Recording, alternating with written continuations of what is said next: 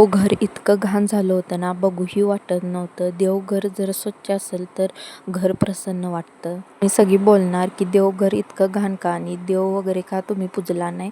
आमच्या घरात इटाळ होतं त्यामुळे 12 दिवस, त्यामुळे देव वगैरे आम्ही काही पूजला नव्हता.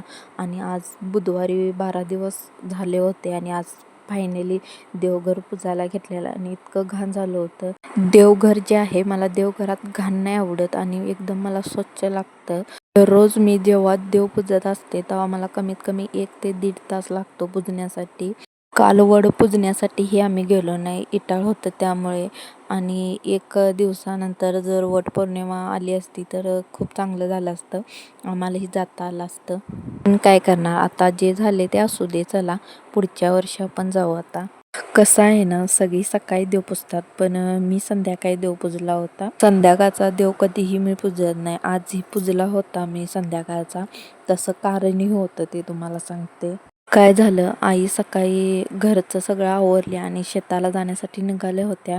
तितक्यात कोणतर वारलं होतं, त्यामुळे त्या कोल्हापूरला गेल्या होत्या आणि त्यांना यायला 4 वाजले. पिल्लू माझ्यासोबत असते ना देव पूजताना, तेव्हा ती मला देव पूजू देत नाही. आणि काय करते, जेव्हा मी पाणी असतं ना ते पूर्ण पाणी तर सांडून देते, नाही तर हळदी कुंकूही सांडून देते. आणि मग काय करते, देव घेते आणि बाहेर नेऊन ठेवते आणि ते मी सगळं परत आत आणते, परत ती बाहेर नेऊन ठेवते आणि ती काही माझं ऐकत नाही.